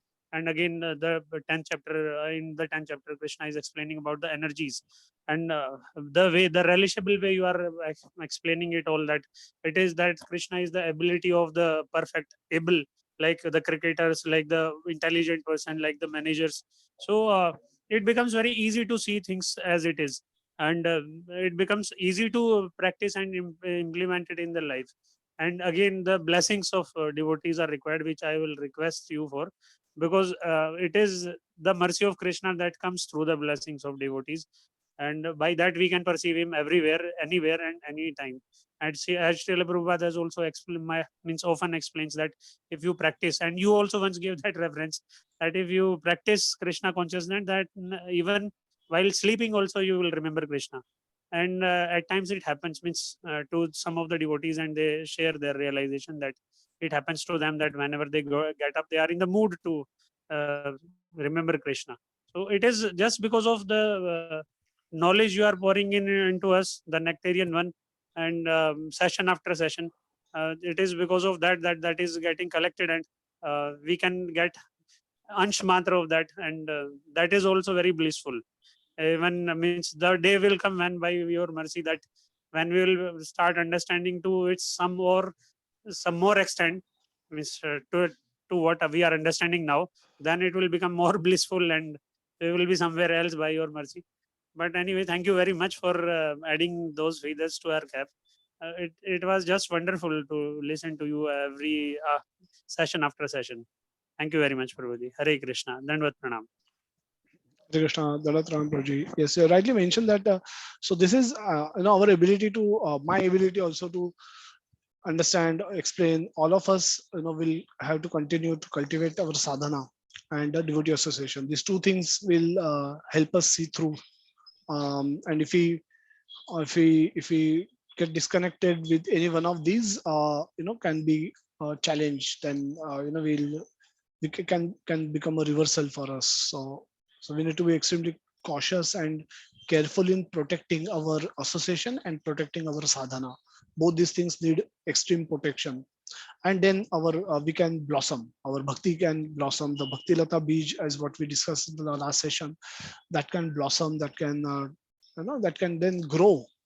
And Mahaprabhu says that it can, how far it can grow. It can grow, right? It can, while you are in this world, you can taste the fruit from the spiritual world. You can taste the fruit, and it can go to the spiritual world. It can touch the feet of Lord Krishna and gives you the fruit, gives you the nectar. You can experience the spiritual happiness while we are there in this world, and it just comes for free. It just simple. It is so simple that sadhana can be done for free, and association is also free. Just have to endeavor, desire for it, and endeavor for it. That's it. So it's made very simple for by Chaitanya Mahaprabhu, his mercy and Prabhupada's mercy, and we just need to make best of available opportunity for us. Yes. Very true. Hare Krishna Prabhuji. Hare Krishna Prabhuji. Hare Krishna Prabhuji. It was a very good and active session for us, and it was totally we are engrossed into the discussion going on. One question which it came to my mind, that the all ability which was given to different authorities, we are saying like a cricketer or a film actor or any scientist. So when all these ability given by Krishna, and they are not bringing towards Krishna these abilities, then why these abilities, special abilities, has been given to the jiva by Krishna? So I'm saying that one person who is a beautiful and doing this ramp walk, if that ability can't bring it to the Krishna, then why such kind of just an example I'm saying, that any kind of ability which is there in the human being, and they are given by the Lord, the ultimate objective of Lord is to bring us to the Godhead, back to us, and giving this opportunity for us to bring it back. So when a shooter or a criminal who is having this, when they are not bringing towards Krishna, then why it has been given by the Krishna? So yeah, very nice question, Truji. So in the 15th chapter, now we'll discuss the process of transmigration from one body to another body. And in the 9th verse, Krishna explains that how the jiva, how the soul acquires his talents and his abilities, and where he says that Shotram Chakshus Parshanam Cha Rasanam Granam Evacha Adhishthaya Manaschaya Vishana Upasevate. So these are and then there are a couple of other verses. So these are also allotted to us as part of our karma. So it's the ability. So it's not by mistake somebody becomes beautiful and somebody becomes ugly. Now these are also now the whole karmic system is created by Krishna. The whole system where by different fruits are given to different people are is created by Krishna and functioning under the function under the in the Durga, under the guidance of Krishna. So Krishna is the ultimate cause. However, at an immediate cause level, the jivas can claim to have earned it by their hard work, in their previous life. So if someone is good looking, but it could have problem with the stomach. Now, on the face of it, appear externally they are looking good. Internally, their digestion system is collapsed. So they just can't eat anything. Now, how can that combination be given is because of their desires and because of their past karma.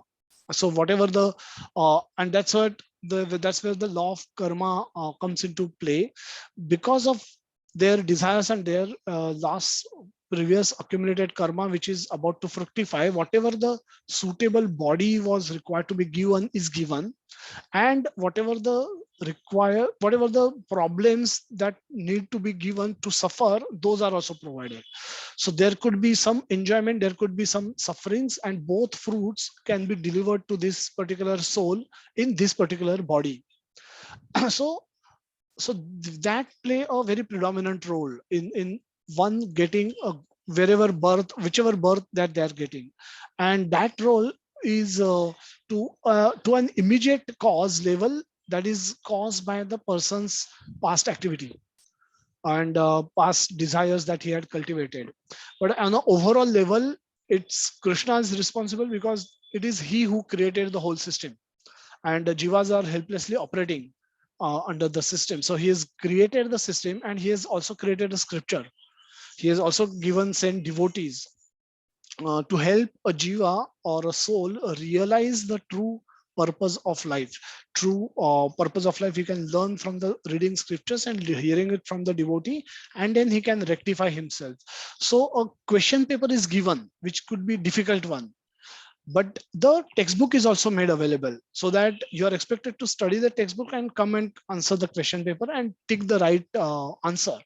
So so that way we understand that though the jivas are given abilities, and so that's and another thing to look at it is that when jivas use their free will to choose Krishna, this is what Krishna also desiring for, that jivas make a conscious choice to choose Krishna. And then Krishna says, I can sammoham, though I'm equal to everybody, I favor those who choose me, those who I favor them, I deliberately favor them, those who choose to come to me. So this is the reciprocation that gives him the rasa, that gives him nectar, and there is an exchange of rasa that happens, because then there will always be somebody who will not choose Krishna. He will continue to get the fruits of his actions and desires as a combination. Whatever is given to him, but wherever those who turn towards Krishna, Krishna start interfering in their lives. Krishna start giving them special favors, and accordingly start playing a big role in their lives, so that Krishna is also can start endeavoring to get this soul back to him. So but again, that's a matter of choice left to a jiva.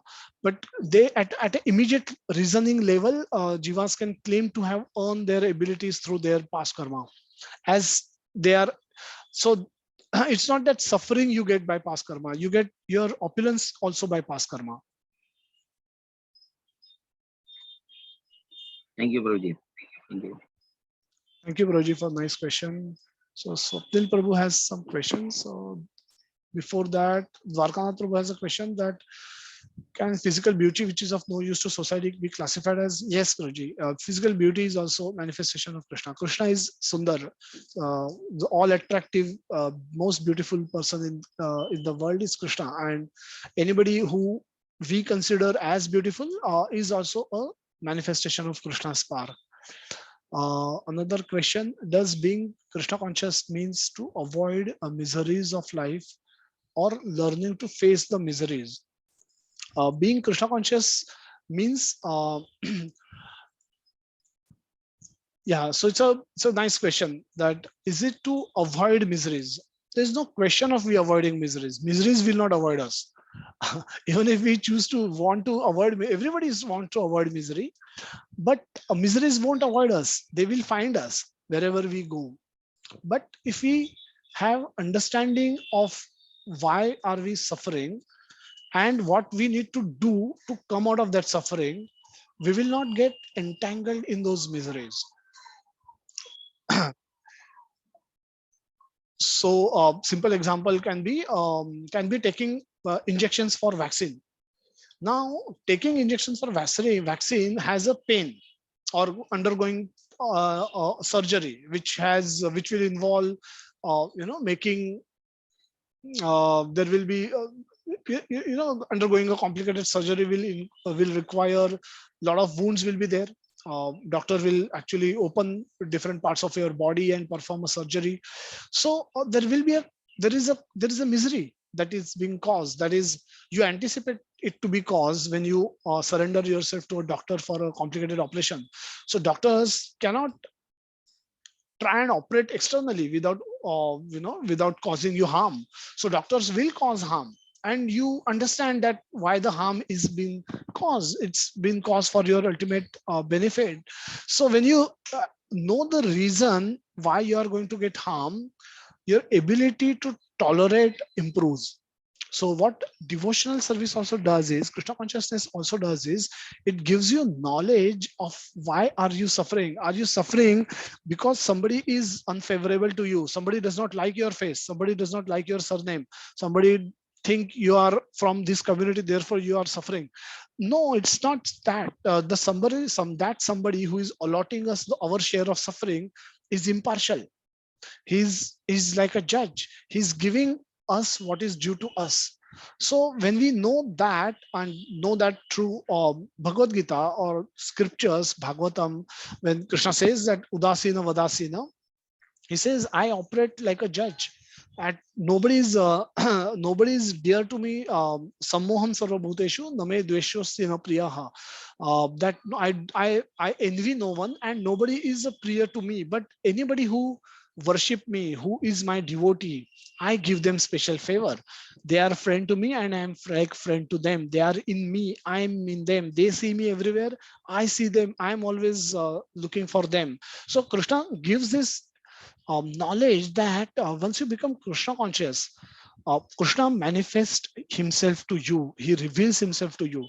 And when Krishna reveals himself to us, then the sufferings will be there, but the difficulties will be there, but the suffering won't be there. So the person going through a surgery, there will be physical difficulties will be there, but he will not suffer, because he will know that this is for his ultimate benefit, and after this he will be going to become healthy. So after taking an injection, there will be some pain. We anticipate that couple of days I may get a fever also, but I also understand this is required for my ultimate good. And I will, what will I do? I will tolerate that. I will tolerate, I'll go through that pain. Now it's not going to be less pain. It could, surgery can also cause you, can be painful, but one will be tolerant. One will, as a, so once you know this, you will mitigate to the extent what we can, and you will tolerate. And that's what Arjuna says, Krishna says, advises to Arjuna in the 14th verse of second chapter, that मात्रा स्पर्शास्तु कौन्तेय शीतोष्ण सुख दुःखदः अगमापायिनो नित्यस्तां स्थितिक्षस्व Bharat. That at the very beginning Krishna is advising Arjuna to be tolerate also. So a devotee is able to tolerate easily the pains that are otherwise visible, that are otherwise the difficult situations that he will face. Now he understands why is he facing those, and he will continue to perform devotional service in every situation. Bhagavatam is great example of that. It talks about all the examples where the devotee is going through a difficult phase. They don't ask question that why am I suffering. They ask question, what can I do for Krishna in this condition? How can I serve Krishna in my present condition? And why they are in this mindset, because in general anybody who face threat to their life like Prahlad Maharaj will ask question, what have I done wrong to face these kind of atrocities? So but Prahlad Maharaj continues to cultivate remembrance of Krishna, continues to remember Krishna in all that situation. So Prabhupada, while going through difficult phase where nobody is ready to listen to his message, nobody is prepared to chant Hare Krishna, nobody was becoming his disciple, he continued to think of different ways in which he can continue to serve Krishna. So devotees change the question, not, they don't ask why are they suffering, they ask how can they serve Krishna in this situation. And that state can be achieved with sadhana, with improved sadhana and improved association. So with Krishna's mercy, that stage can also come. My again so this is about the first question. The second question is, what was considered as luxury and mayavadi earlier has now become necessity for all of us. For example, technologically advanced mode of transportation.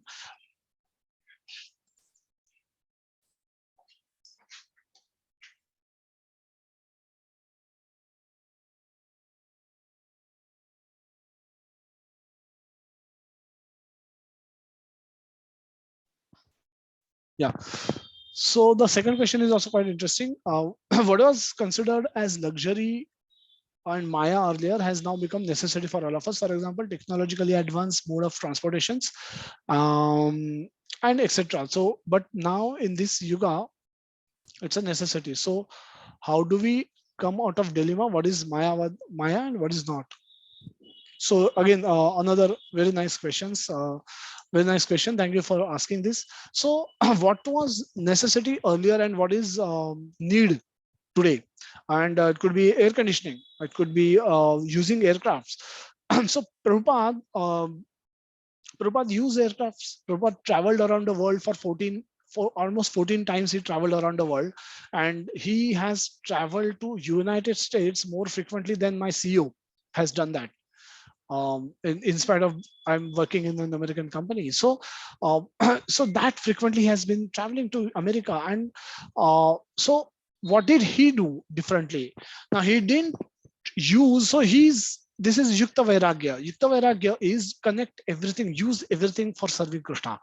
Whatever you may have air conditioners, use it for serving Krishna and his devotees. You have aircraft, use it for helping devotees travel from one place to another so that they can continue to spread Krishna's message, Chaitanya Mahaprabhu's message all over the world. So whatever you may possess, it is possess that. So the aircraft became possible because of the intelligence, higher intelligence of some individuals, which is nothing but energy of Krishna, which is nothing but a vibhuti of Krishna.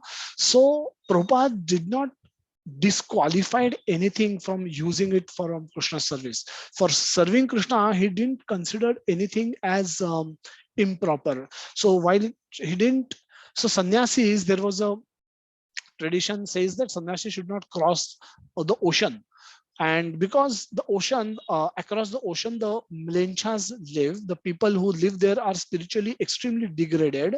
And by associating with them, by seeing them, by engaging with them, sannyasis, they can get contaminated and their purity can be lost, can get compromised. And hence, to protect a sannyasi, he should not travel across the ocean. So that was the norm earlier. But Prabhupada rejected it and he said, for spreading Krishna's world, even at the risk of Prabhupada said, I will never fall in Maya, because he says every morning I go to Krishna and pray to him that don't let me fall in Maya.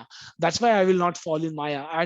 It's not because of my own sadhana, because of Krishna's mercy, I'm not going to fall in Maya.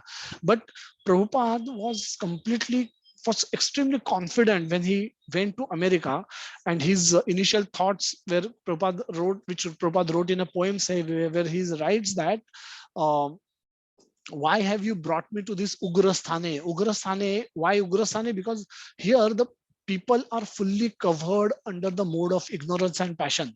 So mode of ignorance is a tamo guna, and passion is raja guna. So these people, while they are in this mode, cannot even understand the message. How will they understand the message of Krishna? How will they develop taste for hearing Krishna Katha, which is the medicine for them to come out of Rajo and Tamoguna. So unless you hear Krishna Katha with taste, you cannot come out of your Tamoguna, you cannot come out of your Rajoguna.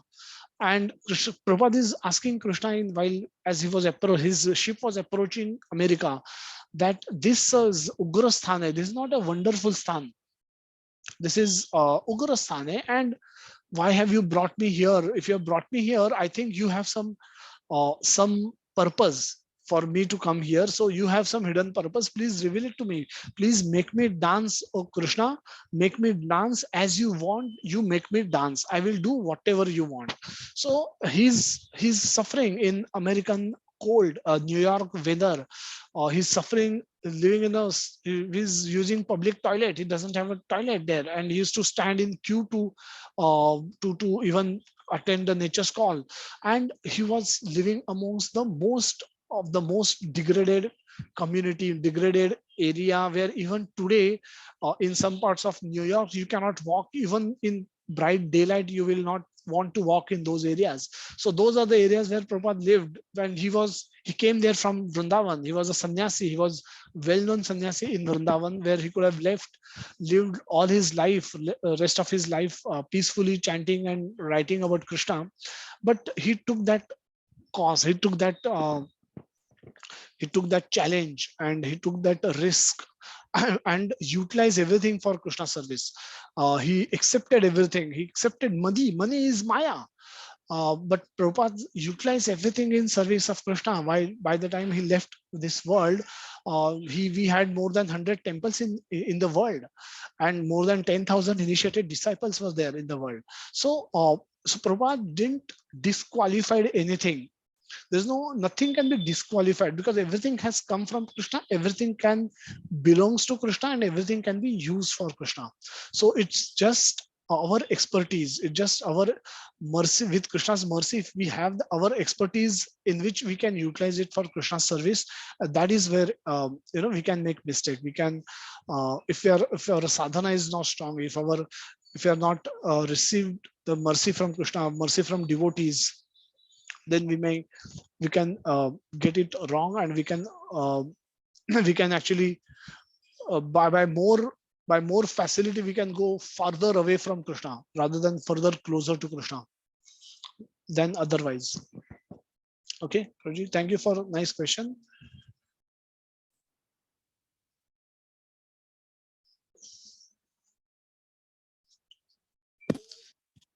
Hare Krishna, Prabhuji. Yes, Prabhuji, Hare Krishna. I'm just seeing if any other questions are there on the chat box. Yeah, one or two are there, Prabhuji. Yeah, please complete. Hare Krishna. Yeah, Hare Krishna, Prabhuji. For cultivating Krishna consciousness in youth, which book should we give them to start with? So this is one nice question. Jyoti Mataji is mentioning that for youngsters, which book should we give? So there are nice Prabhupada books, small books are there, many small books are there. Like Modern Problem, Vedic Solution, that's one. Perfect Question, Perfect Answer, another one.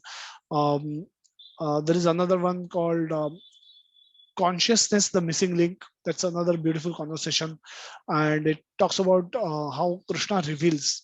So whoever is the creative person, that talks lot about what we spoke today, actually has a manifestation of Krishna. So it talks about a theory of how a realization comes, to artists, especially those who work in the creative field. They get this aspect, and that is written by a scientist in a book called Consciousness, the Missing Link. Anybody who has very intellectual scientific mind can read that book. So that first part of that book is a conversation with a physics professor from the University of California, and the second part is another beautiful thesis written in one of the science magazine, where the devotee is actually explaining various aspects of creative inspiration from where, what is inspiration, what and how it comes, and how it is linked to Krishna. Basically, he ultimately concludes, and but he doesn't start with Krishna. It's a scientific thesis, so it goes on to analyze a lot of aspect about inspiration, and what brain cells. It goes in detail about talking about different brain cells which gets triggered, and how different scientists got different discoveries. Like Archimedes, he solved a problem while taking bath, not exactly while he was at a drawing board, studying the scriptures, studying, trying to solve the problem. The biggest solution, biggest discoveries came. How did they came, and what role uh, we have in an inspiration, and what role God has in an inspiration. So anybody who is scientifically minded, this book is very beautiful. It's a very small book. They are all 20-25 rupee books. Slightly bigger books is the Krishna consciousness, about the Krishna consciousness. The Science of Self-Realization is another book. The Discover Yourself, that is another book. These are all not more than so the small books are maybe 25 to 50 page book, and the slightly bigger books are maybe up to 100-page book. But these books are extremely nice. more effective is you can ask them to attend the 2-day seminars that we have in our temple. And I hopefully these are living close to temple, but even if they don't, they can travel and attend these 2-day seminars in ISKCON Juhu temple that we conduct, called the called um, save secret of success. It's called, we used to call it save our soul, but it's its name, official name is secret of success. And the hidden message is save our soul. How to save our soul, that is been taught there.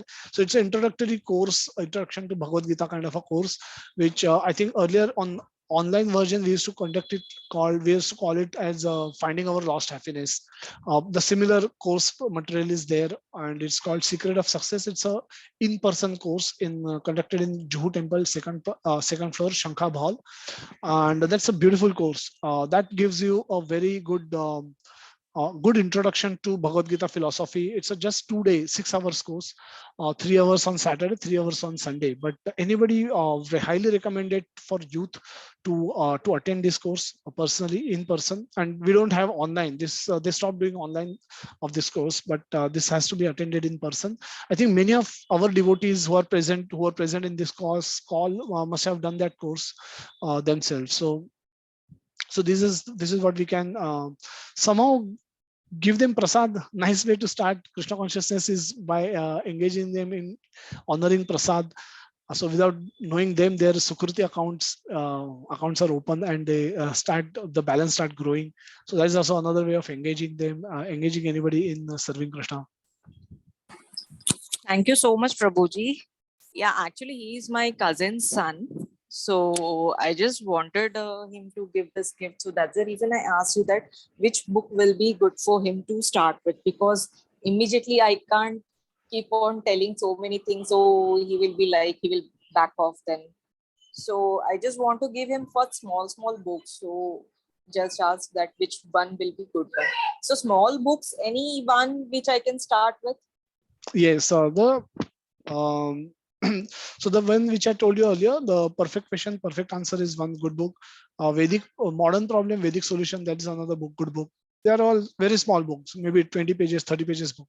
That's all. Just I think 20-25 rupees costing books. But they are very nice book. They are all conversations. Basically, what you need to look up is the conversations of Prabhupada.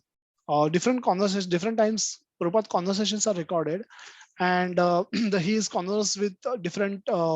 Sometimes he conversing in conversation with a church, some father from some church, or some Catholic Pope father, or somebody, or scientist father, or different Mayavadi philosophers, or journalist, and so on and so forth. So there are many conversations. So these small books are essentially the conversations.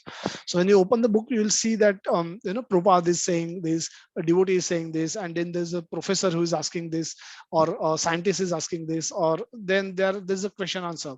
Those kind of books are nice, because what it does is if anything that has a question and answer format, make us think, because if it's a one way monologue kind of a book, which will not give, because then if there are questions, then question answers kind of a format book help persons see things in perspective, because the questions which are asked next could be the question that he might have in his mind. That may, after reading the first paragraph, he may get that question, because these are all most of these conversations are with Americans or non-Indian audiences. So they typically are in a stage, they were in a stage where we are today, where most of us could be financially opulent. We don't really worry about eating and sleeping. We have sufficient provisions for eating for probably rest of our lives. We don't really worry about where we go and sleep tomorrow. So our basic needs at our stage are taken care of. So, and that similar was the stage of people in America in 1965, that they were not worried about eating. They're not there was no poverty in America. America was very extremely opulent country. So having got that, having all the facilities available at their disposal for enjoyment, they were still not feeling enjoyment. They're still not able to enjoy. They were still not feeling happy. And what was lacking is what was provided by Prabhupada. That's why at that stage, Americans accepted Krishna consciousness very, very wholeheartedly. And they were, in fact, since they were not finding happiness in normal things, they started doing abnormal things. They went big time into drugs. So all the entire youth was either dragged and sent for war in Vietnam, or those who couldn't, they were into drugs. So that was the condition of American society. And somewhat in today's India, is somewhat similar. The higher middle class and the rich class is in a similar state today, where the young generation is has so much, from the moment they open their eyes, they get everything practically, that if they are not properly guided, they can easily get misguided. And that's where, so those books, those have the questions which are the question of even today's youth of India. So they may relate with that kind of a format, where there are question and answer, rather than reading a one-way message. Okay, thank you so much, Prabhuji. Hare Okay. Krishna. Hare Krishna.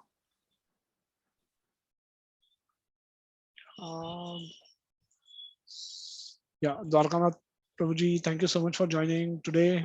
We miss you for so long. Swapnil Prabhuji's question is, can we inculcate Krishna consciousness in our children as a school extracurriculum? Lessons on spirituality is so nice. Yes, Prabhuji, we did. As some of the schools are favorable, some schools are not favorable. My Rupati Mataji, she did a course for one of the school in Panna.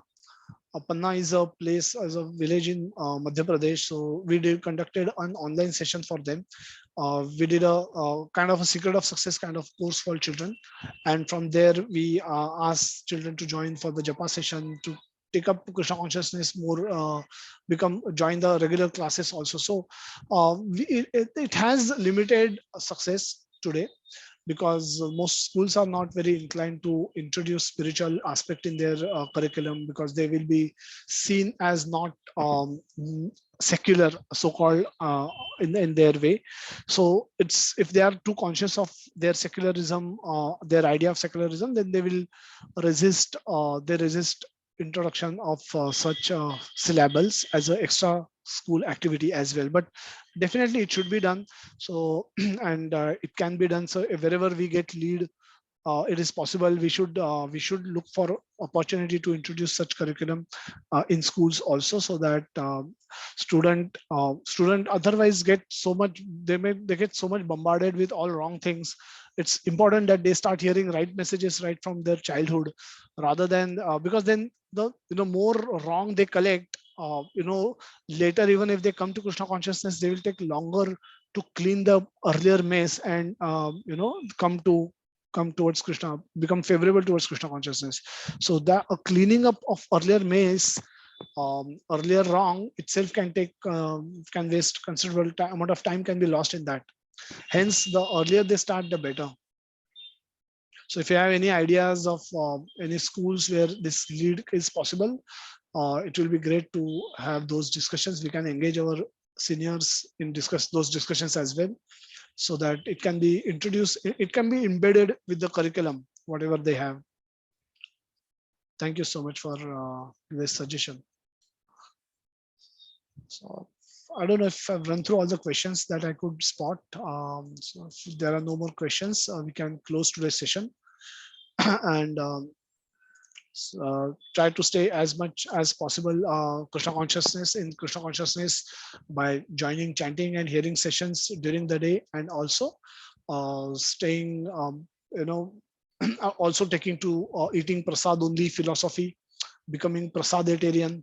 Also we can remain Krishna conscious, and also seeing Krishna as a Vibhuti, Krishna's Vibhuti everywhere, wherever we go after this session, whatever we see, whatever we do, let's try and see Krishna in all this, everything, and that way remain Krishna consciousness, not only when we are performing sadhana, but also when we are operating in the world. So with this, we can close today's session. Hare Krishna.